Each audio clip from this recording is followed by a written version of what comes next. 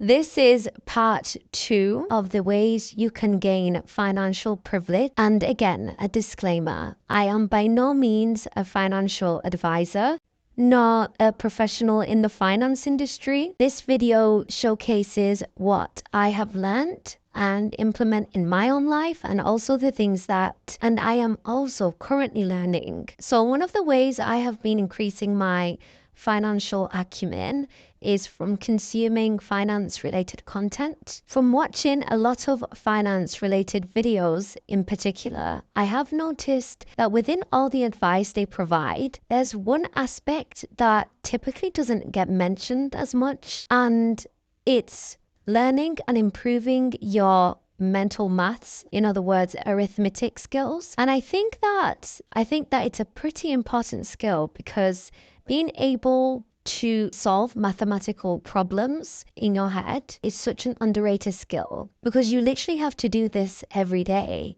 when you're grocery shopping, eating out, paying your bills, and so on. And by practicing your mental math skills, you'll actually become a lot more conscious of your spending habits, allowing you to make much more better money-making decisions. We are usually taught this skill whilst we're in school in the very early ages of our childhood years whilst in education. But what I've noticed is that when people tend to leave the educational institutions, they don't really use those skills. So a way in which you can practice your mental math skill is as there are quite a few apps that cater to helping you improve your mental math skills. And there is an app in particular that I use called Elevate. And by the way, this is not sponsored in any way. It's just something that I personally use. And every day there are various maths problems, and just that vary from simple equations to more complex equations that involve algebra. So another aspect to consider when gaining financial privilege is to build financial boundaries for yourself, especially when the topic of money comes up amongst friends and family, because the presence of money or lack thereof can turn a lot of people into unpleasant human beings. And typically when you make more money, there may be people who can get jealous and bitter towards you because they end up feeling insecure due to the fact that you are elevating yourself. And this can be pretty prevalent amongst those people who are close to you. So you do need to have boundaries that will protect you and also your money too. For some, this may look like not disclosing your financial situation to certain people. For others, you may need to distance yourself from certain people because they can try to take advantage of you and use you as a walking ATM. So to prevent being run dry and financially abused, you're going to have to build those boundaries. Another thing that you should never be ashamed of is by being economically efficient when it comes to indulging in fashion, hair, and beauty. And I am specifically talking about these three because these are some of the arenas in which many women tend to spend the most money on. And when I talk about thinking and spending economically and efficiently, I'm not just talking about shopping in the sale and clearance section, which, by the way, those are great ways of saving money. But do be careful to not get to the point where you are forfeiting quality because you want to spend less money. If you can, rather than buying the cheaper version of a product, which usually isn't lower in quality, I would suggest that you shop off season. And that way you're purchasing the same quality item but at a discounted price. Cheaper items tend to wear out a lot more faster, meaning that you will have to replace them more often, which actually means that you'll be spending more money in the long run, as opposed to if you had waited for a bit and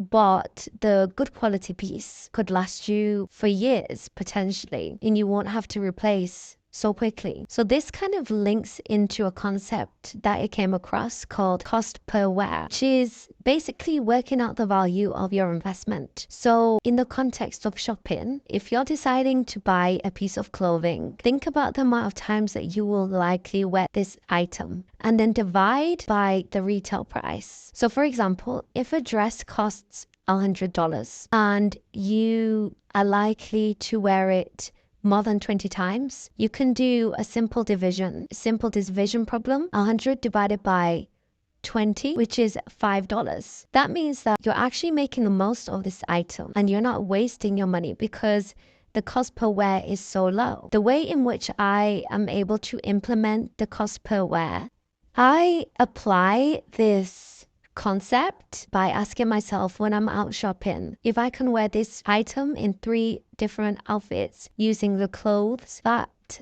I already have in my wardrobe. If that's not the case, then I consider putting the item back onto the rack. And this comes in handy when shopping for special occasions as well. Because if you don't want to spend money on just one outfit for that one particular event, an outfit that you'll probably wear for a few hours, you may want to opt for a 2-piece set where it will allow you to style the pieces separately. Please know how far you are willing to go to make money. Not all money is good money. This goes back to what I said about having boundaries. You also need to have boundaries with yourself because you do need to know the things that you absolutely won't do for money. So you won't be lured in to do certain things that you would usually be against doing, especially during desperate times, which is when many people are the most financially vulnerable. And most likely, another way of gaining financial privilege is to invest in your financial literacy by reading books, watching YouTube videos. There is a plethora of resources out there that are actually free as well. And also learn how to invest your money into the stock market. Instead of, again, leaving large sums of money in your low yield savings account, you can invest your money to increase its value. Various ways of doing this, one of them being opening up a stocks and shares ISA and then a Roth IRA. If you are a complete beginner to this is where you'll probably need some assistance from a professional because you need to know where you'll be putting your money into and you need to be able to have enough information to make the informed decision. There are also books that you can read too about investing. One book that has caught my eye is a book called The Black Girl's Guide to Invest. And I haven't read it yet, but it's on my Amazon basket and the reviews look pretty good. So if anyone has read this book, please do let me know what you thought about it. Build your professional network by incorporating someone who is a financial professional within your circle. So having someone to go to who can help you with financial queries is a great way of increasing your financial literacy. You can build these connections online platforms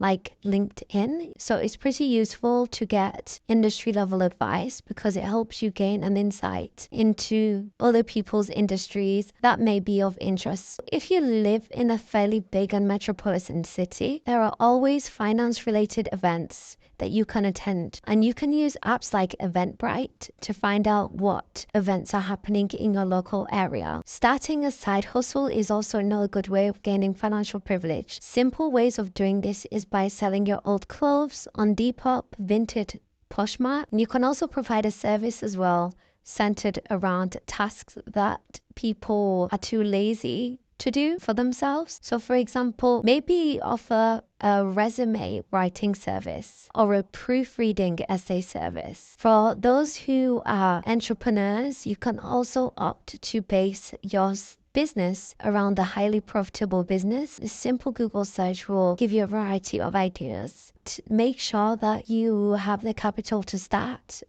basically put money aside for this particular business. Also use online platforms to market your business. Also stop pocket watching people. If you have the habit of caring about how much someone has spent on a particular thing, I suggest you to stop today because it all creates a feeling of inadequacy. By focusing on what other people spend on, you're subconsciously comparing yourself to them, which can make you insecure about your own financial situation and lead you to make poor financial decisions just because you feel like you have something to prove. So these are the set of tips that I have for you today in regards to gaining financial privilege. So what are other ways in which you are currently implementing to gain that financial privilege? Or if you already have financial privilege, what did you do to get to this position?